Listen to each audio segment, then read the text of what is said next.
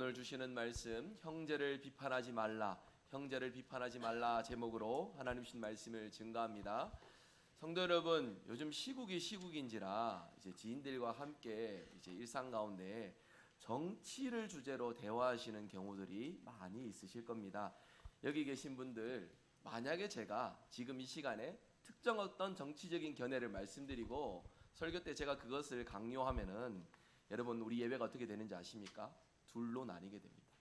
제가 말씀드리는 견해에 찬성하시는 분, 제가 말씀하는 견해에 반대하시는 분으로 우리가 예수님을 통해서 하나가 되었지만 제가 말하는 그것으로 인하여서 서로 마음이 나뉘어지게 되고 둘로 나뉘어지게 된다는 것입니다. 여러분, 목사의 직분, 제일 중요한 직분, 그 직분의 역할이 무엇이겠습니까? 하나님의 말씀을 맡아 증거하는 것이 목사에게 있어 가장 중요한 직분, 가장 중요한 사명입니다.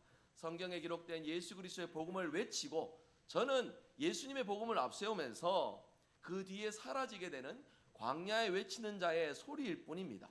그렇기에 여러분 분명히 말씀을 드립니다. 시대의 어떤 기준과 생각들로서 믿음의 관점과 신앙의 어떤 것들을 판단하고 분별하게 되면 예수님께서 우리를 하나 되게 하셨는데 우리는 그 하나 되게 하신 것을 지키지 못하고 둘로 셋으로 넷으로 나뉘어지게 되는 결과가 나타나게 됩니다. 우리 주님이 하나 되게 하신 것을 기억하는 것도 매우 중요합니다. 하지만 그 중요한 것과 함께 또 동일하게 중요한 것이 있다면 하나 되게 하신 주님의 뜻을 이어받아서 오늘의 우리도 하나됨을 기억하고 지키는 것이 우리 신앙생활의 매우 중요한 주제임을 여러분 기억하시길 바랍니다. 그러한 차원에서 오늘 성경은 하나 되게 하신 주님의 뜻을 기억하고 지키기 위해서 가장 중요한 한 가지 지침을 우리에게 알려주고 있습니다. 그것은 형제를, 자매를 비판하지 말라라는 말씀입니다. 여러분, 세상의 견해들이야 우리의 살아온 어떤 경험이나 관점이나 또 다양한 어떤 상황들로 인하여서 다양한 어떤 경험과 관점들을 가지고 계실 겁니다. 그렇기 때문에 우리가 이렇게 많은 사람들이 있으니까 각자의 생각과 기준들이 다 다양할 것이에요. 하지만 신앙은 그렇지 않습니다. 예수님이 하나 되게 하신 것을 믿고 순종함으로써 우리는 모두가 다 하나가 되었다라는 것이에요. 근데 여러분 잘 생각해 보세요. 하나가 되었다라는 이 부분에서도 우리가 진리 안에 같은 진리를 믿고 따르는 교회이지만 성도이지만 그럼에도 우리 안에 서로가 의견이 다르고 믿음을 주제로 해도 우리의 생각과 마음과 입장이 다양한 것들을 경험을 하게 됩니다. 어찌 보면 사람이니까 당연히 그럴 수밖에 없지 않느냐라는 입장으로 해석될 수도 있습니다. 그런데 중요한 것은요, 의견은 다를 수 있어요. 하지만 그 다름으로 인하여서 서로 비판으로 이어지고 그게 심해서 분열로 이어져서는 안 된다라는 것을 오늘 말씀을 통해 한 번 더 기억하시면 좋겠습니다. 오늘 말씀해 보니까 로마 교회에도 예수님을 믿는 믿음으로 같은 믿음으로 하나가 되었지만 그 속에서도 다양한 의견의 차이가 있었다라고 보여집니다. 특별히 두 가지 면에서 오늘 본문이 나타내고 있습니다. 하나는 먹는 문제이고 또 하나는 특정 날에 대하여서 어떻게 생각하는지 날에 대한 문제, 두 가지 문제로 나눠볼 수가 있습니다. 먹는 문제에 대해서는요, 여러분 어떤 사람들은 채소만 먹습니다. 그 사람들이 채식주의자여서가 아니라 왜 채소만 먹었느냐, 그때 당시 초대교회에 시장에 유통되는 고기들은요 다 우상재단에 올라갔다 시장에 흘러 들어오는 것들이었습니다. 그렇다 보니까 어떤 사람들은 시장에서 그러한 고기들을 사 먹기가 마음에 부담이 되고 신앙적으로 불편함의 주제가 되니까 나는 고기를 먹지 않고 채소만 먹겠습니다 라고 했던 것이에요. 그런가 하면은 어떤 사람들은 또 이렇게 생각합니다. 우상? 그건 다 허상이지 않느냐. 우리가 진리를 붙들고 살아가는데 무엇이 두렵겠느냐, 무엇이 거리낄 것이 있겠느냐. 우상 앞에 바쳤던 것이라 할지라도 내가 하나님 앞에 정결함을 얻었으니 떳떳한 마음으로 내가 먹으면 되는 것이 아니냐 하면서 기꺼이 시장에서 고기를 사서 먹는 그러한 모습들을 가졌습니다. 감사함으로 받으면 되지, 그렇게 감사함으로 받으면 버릴 것이 없지 않느냐 하면서 모든 것을 받아서 수용하면서 누리는 일에 집중했던 사람들이 있었어요. 자, 같은 믿음으로 한 교회에 있지만 이렇게 믿음을 출발로 했는데 삶의 적용에서는 다양한 모습으로 적용이 된다라는 것입니다. 그래서 이 다양함 속에서 서로가 서로의 입장을 수용하지 못하고 하나됨의 어떤 주제가 아니라 서로 다른 입장으로서만 일관하게 되면 어떻게 됩니까? 하나 되게 하신 주님께서 이루신 아름다운 주님의 몸이 둘로, 셋으로, 넷으로 나뉘어지는 결과가 나타나게 된다는 것입니다. 여러분, 그때 당시에 초대교회의 성도의 부류는 두 가지 부류였습니다. 하나는 이방인 출신의 성도였습니다. 그러니까 유대인이 아니라 아예 태어나기를 이방에서 태어났고 이방의 문화와 교육과 환경에서 자라갔던 이방인 성도들, 그들은 그들에게 주신 예수 그리스도의 복음을 따라서 오늘 우리가 지키는 주일을 안식일로 기억하고 거룩하게 지키는 일에 힘썼습니다. 하지만 이방 신자와 다르게 또 하나의 부류가 있습니다. 유대인 출신의 신자들입니다. 이들은 일찍이 태어날 때부터 구약의 안식일은 토요일입니다. 토요일을 안식일로 기억하고 지키는 것이 몸에 배이도록 습관화되어 있습니다. 그렇다 보니까 오늘 우리가 드리는 이 주일보다는 토요일에 더 집중하는 경향들이 있었다라는 것이에요. 뿐만 아닙니다. 구약에서 지켰던 절기나 또 구약에서 지켰던 어떤 특정 날들을 지키려는 그런 노력들이 신앙의 행위에 더해졌습니다. 어떤 이들은 어떤 날을, 또 다른 이들은 또 이런 날들을 중요하게 여기면서 각자가 다양한 견해로서 신앙의 견해가 어우러져 있는 로마 교회의 상황들이었어요. 여러분, 이러한 다양한 생각과 견해들이 있습니다만 먼저 우리가 기억할 것이 있습니다. 이런 일들은 구원의 문제와는 관계가 없는 영역들이에요. 예수님께서 하나 되게 하신 구원받아 택함받은 성도로서 누리는 아름다운 신앙의 주제, 가장 중요한 주제는 아니다라는 것입니다. 그런데도 가장 중요하지 않는 것을 두고서 가장 중요한 하나 되게 하신 예수님의 구원의 은혜를 놓친 채 서로 비방하고 나뉘어지고 비판하는 일들로서는 이루어져서는 안 된다라는 것을 우리는 항상 기억해야 되겠습니다. 여러분, 교회의 역사를 보면은 이러한 주제들이 상당히 많습니다. 우리는 세례를 베풉니다. 성부, 성자, 성령의 이름으로 머리에 이제 물을 얹어서 세례를 베푸는데, 우리 침례교는 왜 침례교인지 혹시 아시지요? 침례교는 세례를 어떻게 베풉니까? 물에 들어갔다가 나오는 것으로서 세례 방식을 택하지 않습니까? 그렇게 주장하는 교단들도 있습니다. 어느 교단들은 또 이제 17세기의 청교도에서 있었던 주장인데, 결혼 예식을 할 때에 결혼 예식 중에, 예배 중에 반지를 서로 주고 받아야 된다. 아니다, 예배니까 예배 끝나고 반지를 주고 받아야 된다. 이것 때문에도 교회가 나뉘고 심한 분쟁들이 있었습니다. 저 같은 경우 지금 무슨 옷을 입고 있습니까? 정장을 입고 있지요. 그런데 17세기에 또 청교도 논쟁 중에 하나가 목사가 예배 중에 가운을 입어야 된다. 아니다, 말끔한 정장을 입어야 된다. 이것 때문에 또 교회가 나뉘어지고 다투는 그런 상황들도 있었습니다. 여쭤봅니다. 구원받고 하나 되게 하신 예수님의 은혜를 누리는 일에 반지 주고받고 가운 입고 안 입고 중요한 주제입니까? 아니죠. 근데 덜 중요한 이것 때문에 주님께서 십자가를 지시고 하나 되게 하신 그 은혜를 놓친 채 비방하고 분열하게 되는 안타까운 상황들이 있었다는 겁니다. 예를 들면 여러분, 이런 주제들이 있습니다. 우리 다 한 번쯤은 고민해 보셨을 것인데, 우리는 예배 순서에 강복 선언이라고 명기되어 있고요. 흔히 여러분 아시는 축도라는 이제 그 축도의 문구에 대해서, 저는 축도 강복 선언을 할 때에 이제 있을지어다라고 하면서 선포, 강복 선언, 하나님께서 주신 복을 선포하는 형태로 이제 강복 선언을 합니다. 근데 어떤 교단에서는 뭐라고 합니까? 죽어나옵나이다라고 이렇게 말하는 교단도, 이렇게 사용하는 교단도 있습니다. 통성 기도를 할 때에 주여 삼창하는 것이 의미 있는 것이다, 아니다, 이것 때문에 논쟁하는 경우들도 있습니다. 예배 중에 찬송가만 불러야 된다, 복음송은 불러서는 안 된다, 드럼을 쳐야 된다, 치지 말아야 된다, 이런 어떤 주제들도 있습니다. 예배 순서에 신앙 고백, 사도신경이 있어야 된다, 없어야 된다, 이건 좀 중요한 주제인 것 같은데요. 이런 주제에 대한 논쟁들도 있습니다. 찬양대가 예배 중에 꼭 필요한가? 성가대가 예배 중에 꼭 있어야 되느냐? 여기에 대해서도 어떤 성도의 입장과 신학적인 견해들이 다양하다라는 것을 우리가 알게 됩니다.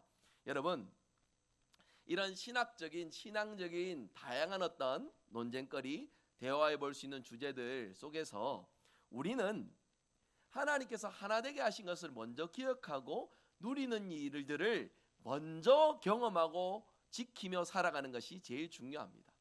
말씀드려봅니다. 성가대 있으면 은혜롭고 좋지요. 없다고 해서 예배를 못 드리는 것도 아닙니다.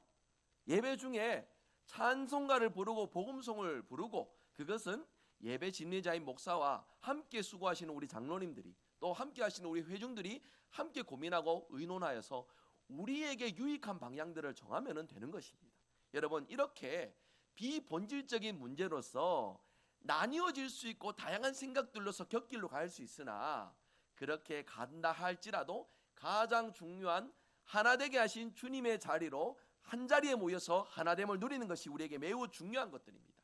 이러한 것들을 오늘 우리에게 말씀하고 있는 것이에요. 우리 14장 1절 말씀 한번 읽어보도록 하겠습니다. 화면 보시며 같이 읽습니다. 믿음이 연약한 자를 너희가 받되 그의 의견을 비판하지 말라. 아멘. 여러분, 이 말씀이 3절에도 나오고 10절에도 반복해서 나옵니다. 3절 첫 부분에서는 먹는 자는 먹지 않는 자를 업신여기지 말라, 멸시하지 말라라고까지 말씀합니다. 대신에 어떻게 하라고 말씀하느냐, 1절에 노란색 표시해놨죠. 믿음이 연약한 자를 너희가 어떻게 하라고요? 받되, 받아들여라 라고 말씀해주고 있습니다. 이 받으라라는 말씀은 싫지만 어쩔 수 없이 인정해주라라는, 묵인해주라는 그런 소극적인 의미가 아닙니다. 한 가지 좀 떠올려 보았습니다. 바로 이런 것이 아닐까 싶어요. 탕자의 비유, 우리 주님이 하셨던 탕자의 비유를 아실 것입니다. 아버지가 탕자 둘째 아들을 기다리는 마음에, 그 문어기에서 저기 먼 길에서 언제금 올까 싶어 기다리는 그 마음에 너털너털 너무나도 추하고 일그러진 몰골로 돌아오는 탕자 아들을 어떻게 했습니까? 두 팔 벌려 있는 그대로 가서 받아주는 모습. 여러분, 이것입니다. 여기서 받되라는 말은 그냥 다투지 않도록 그냥 그 사람이 그렇게 생각하는 정도로 인정해줘라, 이 정도가 아닙니다. 그 사람의 생각을, 그 사람의 마음을 있는 그대로 받아들여주고 수용해주라는 관용의 자세를 가질 것을 말씀해주고 있다라는 것입니다. 이 관용의 자세에서 서로 신뢰와 존중과 하나 되게 하신 주님의 마음을 기억하고 누리는 일에 힘써야 된다라는 것을 말씀해주고 있어요. 한 가지 예를 들어봅니다. 여러분, 진중 세례식을 아십니까? 한국 교회가 청년들의 복음화를 위하여서 힘쓰는 것 중에 하나가 군에 입대하는 청년들, 그들에게 복음을 전하고 그들이 복음을 영접할 때에 세례를 베푸는 진중 세례식이 있습니다. 이때 세례를 받을 때에 일반적인 교회에서 가지는 절차와 또 과정, 교육기간, 이런 것들은 사실 많이 생략된 채 세례가 집례가 됩니다. 그런데 이제 군대에서 세례를 받아서 한 청년이 결심하여 군에서 열심히 신앙생활을 했습니다. 그런 다음에 이제 제대 이후에 지역의 개체교회에 와서 등록을 하는데, 그 교회에서 보니까 군에서 세례를 받으셨네요.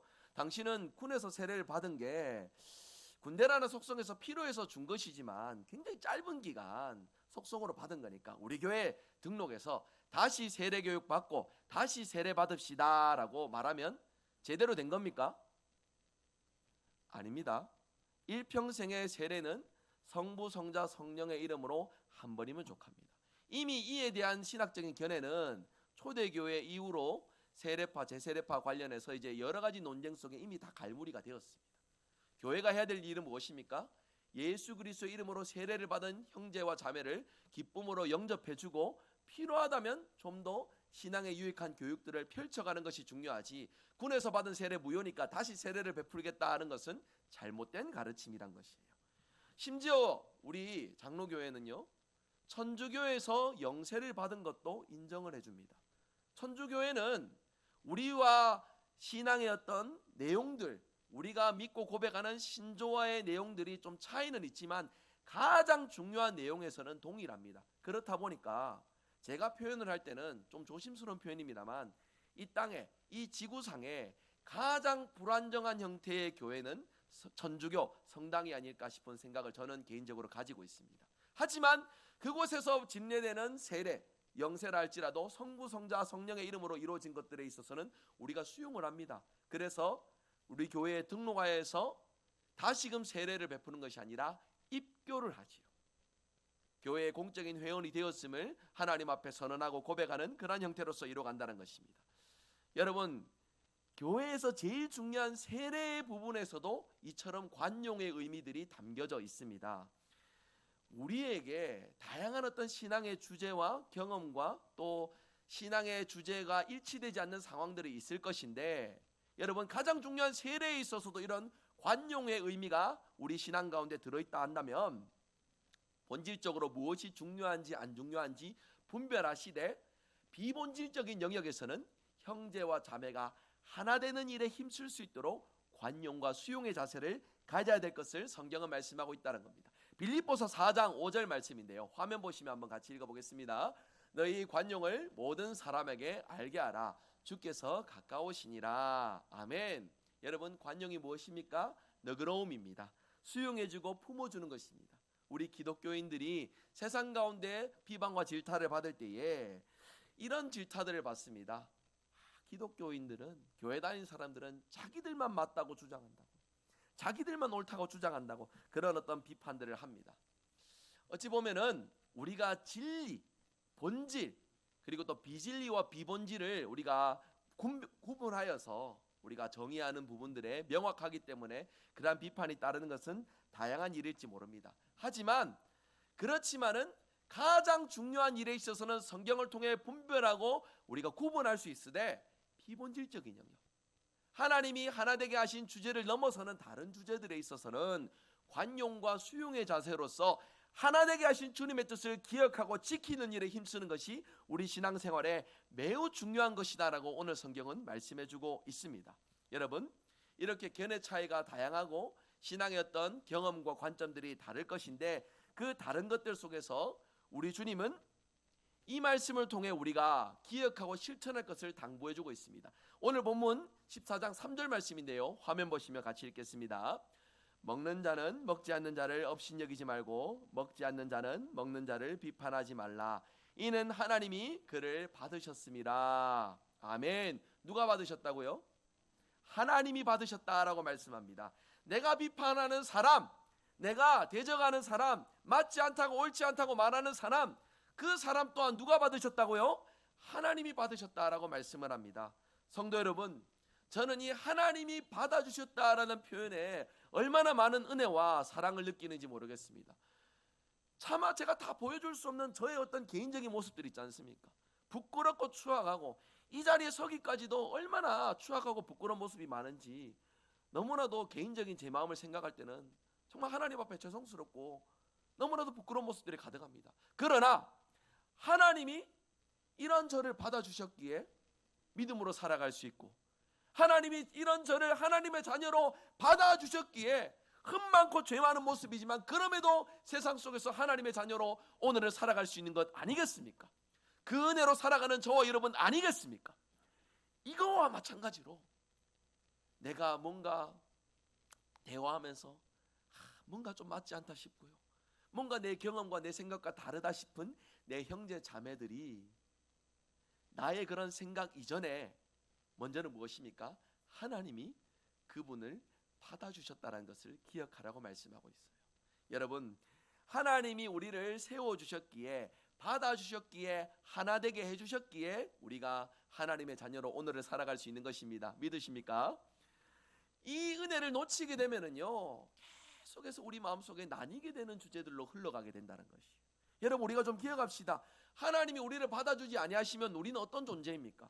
세상에 흘러가면서 죄로 인해 얼룩져 가지고 내 욕심, 내 쾌락과 내 만족만 위해 살아가는 그런 죄악된 인생으로 살아갈 수밖에 없습니다. 그 끝이 무엇입니까? 내가 아무리 착한 일을 많이 하고 내가 아무리 도덕적으로 윤리적으로 흠이 없고 문제가 없을지라도 그런 내가 갈 곳은, 죄로 얼룩져 있는 내가 갈 곳은 어디입니까? 지옥입니다. 하나님의 영광이 나타나지 않는 너무나도 추악하고 더러운 자리가 내가 가야 될 그곳이었다는 것입니다. 하지만 이 자리를 회피하고 하나님께로 나아갈 수 있는 유일한 근거가 무엇입니까? 하나님이 우리를 받아주셨다라는 것. 여러분, 하나님이 우리를 받아주신 이 일에 얼마나 감사함을 가지고 살아가고 있습니까? 나 자신이 그 감사함으로 살아가기에, 믿음의 성도로서 살아가기에 힘쓰고 말씀과 기도를 통해 하나님의 뜻을 깨닫는 일에 힘쓰는 줄 믿습니다. 그 마음과 함께 우리가 놓치지 말아야 될 것이 있습니다. 이런 나도 용납해 주셨고 옆에 있는 형제 자매들도 다 하나님이 용납해 주시고 사랑해 주신 존재들이라는 것이에요. 그렇기에 하나님이 받아주신 사람을 나와 조금 생각과 입장이 다르다 해서 그 모습이 틀렸다고, 저래서는 안 된다고 비판만 한다면 그것은 우리가 넘어서는 안 되는 월권 행위가 되고 주제넘는 행동들이 된다라는 것입니다. 그렇기에 각자의 신념을 가지고 옳은 대로 살아가는 일에 힘쓰시되 다른 사람을 비판하고 강요하는 일에는 우리의 생각과 마음을 다스릴 줄 알아야 합니다. 물론 여러분 쉽지 않습니다. 하지만 말씀에서처럼 하나님이 받아주신 이들은 다 일이 가능합니다. 왜냐? 받아주신 경험을 내가 이미 해보았기 때문에. 그렇기 때문에 절대로 받아들일 수 없는 사람, 그들은 진리 밖에 있는 이들이 되겠지요.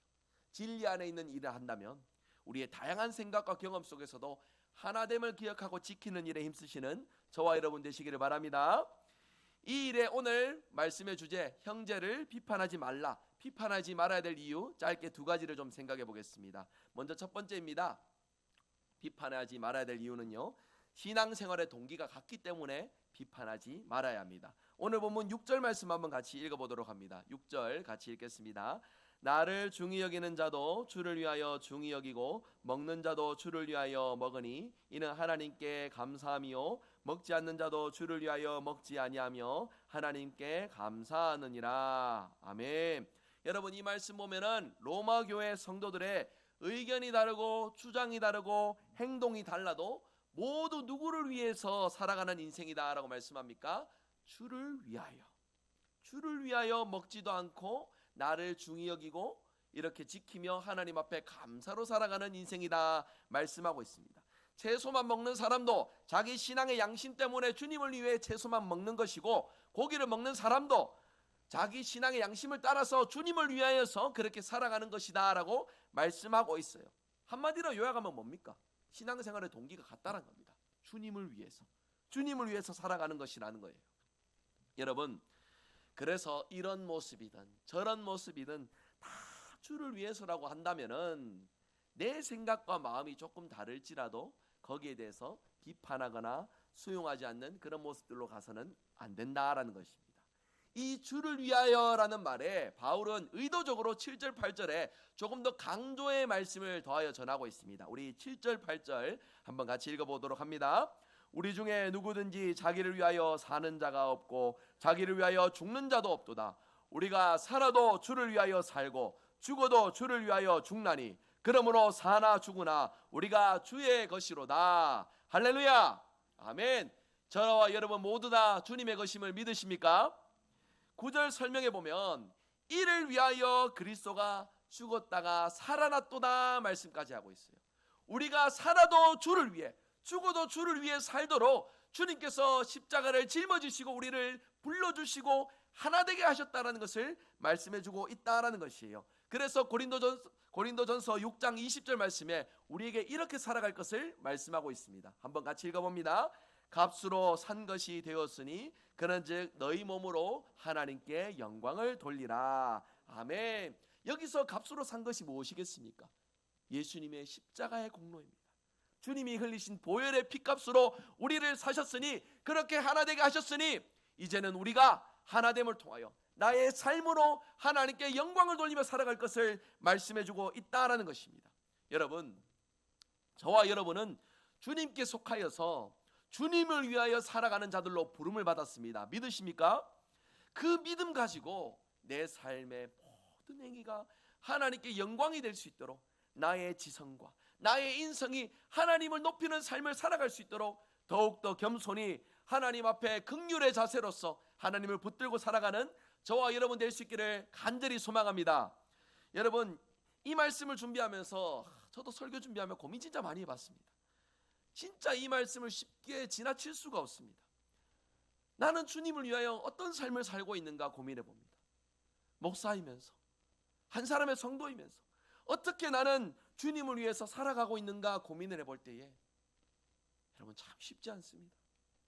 주님을 위해 살아간다고 말하지만 어느 순간 나의 피로와 만족을 위해서 치우쳐져 있는 그러한 연약하고 어리석은 모습들이 삶 가운데 너무 많습니다. 이것들을 나의 힘으로는 감당할 수 없는 너무나도 연약하고 부끄러운 모습이 많습니다. 여러분, 질문 드려봅니다. 주를 위해 살아가는 인생으로 부름받은 우리라고 하는데, 여러분 자신 있게 나는 주님을 위해서 오늘을 살아가고 있습니다, 나는 주님을 위해 부름받은 성도로서 오늘을 감당하며 살아가고 있습니다. 당당하게 외치실 수 있는 분 계십니까? 확신에 차 주님을 위해서 나는 오늘을 살고 있습니다 고백하시는 분 계십니까? 여러분, 참 어렵습니다. 주 안에서 사랑하는 성도 여러분, 오늘 하나님 앞에서 예배드리는 이 자리에서 우리가 예배를 드리고 있지만 오늘 여러분은 참 성도인지를 다시 한 번 더 고민해 볼 수 있기를 원합니다. 성도는 자기를 위해서가 아니라 주를 위해서 살든지 죽든지 살아가는 자라 했습니다. 몸으로 삶으로 하나님께 영광을 돌리는 자라 했습니다. 오늘 우리가 그렇게 살아가고 있습니까? 하루하루 주님과 동행하며 주님이 원하시는 대로 우리의 모습과 생각을 다듬어서 주님이 기뻐하시는 대로 살아가고 있습니까? 여러분, 이렇게 주를 위해 살아가는 일에 저와 여러분의 삶이 더욱더 복되게 쓰임받기를, 긍휼의 은혜와 사랑 속에 새 힘을 얻는 역사가 이 예배 가운데 나타나기를 주님의 이름으로 축복합니다. 그리하여서 여러분, 내 힘으로 관용하는 것이 아닙니다. 하나 되게 하신 주님을 위하여서, 주님을 위하여서 형제와 자매를 수용해주고 용납해주어 하나 되게 하신 주님의 뜻을 기억하고 지키는 일에도 우리의 삶이 영광스럽게 쓰여져야 한다라고 오늘 말씀이 우리에게 권면하고 있습니다. 비판보다는 관용과 수용으로 형제 자매 모두가 이 아름다운 주님이 하나 되게 하신 대구 성일교회 공동체를 지켜나가는 일에 힘쓰시는 저와 여러분 되시기를 간절히 소망합니다. 두 번째입니다. 형제를 비판하지 말아야 될 이유. 두 번째는 우리는 다 하나님의 심판대 앞에 설 것이기 때문입니다. 10절 말씀 한번 같이 읽어보도록 합니다. 10절 같이 읽겠습니다. 내가 어찌하여 내 형제를 비판하느냐, 어찌하여 내 형제를 업신여기느냐, 우리가 다 하나님의 심판대 앞에 서리라. 아멘. 우리가 다 어디 선다고요? 하나님의 심판대. 마지막 날에 우리 모든 인류가 하나님의 심판대 앞에 설 것입니다. 모든 사람이 다 하나님 앞에서 각자가 행한 대로 심판을 받게 될 것이라는 겁니다. 물론 우리는 주님께 속한 자들로서 영원한 심판 앞에서 자유한 자들, 존귀한 자들로서 세워질 것입니다. 그런데 그런 중에도 여러분, 우리가 기억할 것이 있습니다. 그런 중에도 우리가 믿음대로 살아온 모든 행위들에 대하여서 하나님은 판단하실 것이다, 심판하실 것이다 말씀하는 거예요. 믿기는 믿어도 어떻게 살아왔느냐를 두고서 하나님께서 판단하시고 심판하실 것이다 말씀하고 있는 겁니다. 얼마나 믿음대로 신앙대로 삶으로 영광 돌리며 살아왔는지, 얼마나 하나님 말씀에 두려워하고 순종하며 살아왔는지, 얼마나 주님의 몸된 교회를 위해 충성하고 봉사하고 헌신하며 살아왔는지, 형제 자매들이 하나 되게 하는 일에 얼마나 내 삶이 쓰여졌는지, 그에 따라서 하나님의 심판대 앞에서 우리가 모두 영생의 복을 누리게 되지만 우리가 받는 상급들은 달라지게 된다라는 것입니다. 여러분, 마지막 날에 나의 삶이 하나님 앞에 여과없이 다 판단받고 심판받게 될 것인데, 여러분, 이 사실을 기억한다면 오늘 우리가 어떻게 살아야 되겠습니까? 조금의 내 만족과 조금의 내 피로들이 있겠지만 그런 중에도 내 마음과 생각을 다스려서 하나님이 기뻐하시는 모습대로 살아가기 위해 힘써야 되지 않겠습니까? 이 분명한 신앙의 진리 앞에 순종하고 복종하여 하나님 앞에 서는 그 심판대에 당당하게 임할 수 있는 저와 여러분의 삶의 모습이 되기를 주님의 이름으로 축복합니다. 여러분, 이 심판대가 우리에게 주는 유익이 바로 또 여기 한 가지 더 있습니다. 무엇이냐면 우리가 판단할 필요가 없다라는 겁니다. 우리가 신앙의 경험과 또 어떤 다양한 관점들, 지식이 충만하면은 우리가 판단하려는 그런 모습들을 가지게 되는데요. 종교개혁자 루터는 이렇게 말했습니다. 그리스도에 의해서 심판을 받을 사람을 사람이 심판하는 것은 어리석은 일이다 라고 이렇게 평가를 했어요. 그러니까 하나님의 심판대에 모두 다 평가받을 것이기 때문에 이 땅에 우리가 심판하려고 판단하려고 너무 그렇게 힘쓰고 애를 쓰지 않아도 된다라는 것을 말씀하고 있는 것입니다. 하나님의 심판대 앞에 설 때에 우리는 우리의 모든 행위대로 판단을 받을 것이니, 혹여나 하나님이 기뻐하시지 않는 모습이 있다면 우리의 입으로 비방하고 비판하는 것들이 아니라 하나님 앞에서는 심판대 앞에 제대로 설 수 있도록 긍휼의 마음과 중보로서 기도하는 모습들이 더욱더 유익하다는 것입니다. 마태복음 12장 36절 37절 말씀 한번 같이 읽어보도록 합니다. 같이 읽겠습니다. 내가 너희에게 이르노니 사람이 무슨 무익한 말을 하든지 심판날에 이에 대하여 신문을 받으리니 내 말로 의롭다함을 받고 내 말로 정죄함을 받으리라. 아멘. 사람이 무슨 무익한 말을 하든지 우리 성도들은 다른 성도들에게 격려하는 말들로서 여러분 하나 되게 하신 하나님의 은혜를 지켜나가고 심판대 앞에 우리 모두가 당당하게 설 수 있기를 간절히 소망합니다. 그렇게 여러분 이 말씀에서처럼 우리 입술을 다스릴 줄 알아야 된다고 해요. 비방하고 비판하는 것들에 우리의 입술이 생각이 쓰여지는 것이 아니라 축복하고 하나 되게 하심을 기억하고 세워가는 일에 우리의 삶이 쓰여져야 된다라고 말씀하고 있습니다. 오늘 말씀을 이제 정리하면서요, 여러분 누구나 다 신념은 있습니다. 이 신념대로 모두가 다 살아갑니다. 하지만 신념 이전에 우리는 진리를 붙드는 자들입니다. 신앙은 신념이 아닙니다. 진리를 붙들고 살아가는 일들이에요. 한국 교회가 어떤 정치적인 어떤 견해들에 의해서 다양한 목소리를 내고 다양한 입장들을 내는 것 필요한 일이고 그렇게 할 수 있다라고 생각합니다. 하지만 분별해야 돼요. 그것은 신념입니다. 신념으로 서로가 하나 되지 못하는 것들이란다면 그것은 진리로 하나 되게 하신 하나님의 마음을 놓치는 결과들로 이어지게 된다는 겁니다. 성도 여러분, 오늘 이 자리에서 분명히 말씀을 드립니다. 진리를 먼저 붙들고 진리 안에서 하나됨을 기억하며 하나됨을 누리며 살아가는 저와 여러분의 복된 삶이 되시기를 주님의 이름으로 축복합니다. 그리하여 우리 주님이 하나 되게 하신 이 은혜로 내 삶에 하나님 베푸시는 긍휼과 은혜가 충만하여서 감당할 수 없는 내 삶의 문제 속에서도 하나님이 주시는 해법과 진리로 싸워 승리하여 이겨낼 수 있는 믿음의 용사로, 그리고 세상 속에서 하나님의 영광을 드높일 수 있는 위대한 믿음의 사람으로 저와 여러분의 삶이 복되게 쓰임받기를 주님의 이름으로 축복합니다. 말씀했습니다. 여러분 오늘 말씀 가장 중요한 문제에 있어서는 분별력을 가지되 피본질적인 것에 있어서는 비판보다는 수용과 관용으로 하나되게 함을 기억하고 지킬 것을 말씀해주고 있습니다. 우리 각자 모습과 생각이 다 다르지만 그러한 다름 속에서도 주님을 위해 살아가는 것이라면 비판보다는 하나되게 하는 주제로서 내 삶이 쓰여져야 됨을 말씀하고 있다라는 것이에요. 여러분 마지막으로 이 말씀을 정리하면서요, 좀 개인적으로 이런 생각을 해봅니다. 참 지키기 어려운 말씀이고, 여러분 어찌 우리가 그럴 수 있겠습니까? 조금 뭔가 내가 안다 싶으면요, 내가 조금 뭔가 더 경험해봤다 싶으면은 나와 다른 어떤 영역들이 올 때에 거기에 대해서 비판하거나 거기에 대해서 잘못됐음을 지적하거나 이런 일들에 내 삶이 더 쉽게 쓰여지지, 거기에 대해서 사랑하고 인내하고 수용하는 것이 어찌 쉽겠습니까? 여러분 이 일을 가능케 하는 유일한 비결은요, 하나님이 우리를 받아주신 것을 내 삶의 지금의 자리에서 기억하고 경험하며 살아가는 방법밖에 없습니다.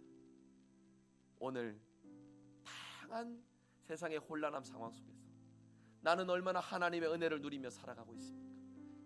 나를 받아주시고 수용해 주신 하나님의 은혜로서 여러분 오늘을 살아가지 않으면은 하나님이 기뻐하지 않는 모습으로 살아가는 일에 더 많은 경험과 반복을 가질 수밖에 없는 우리예요.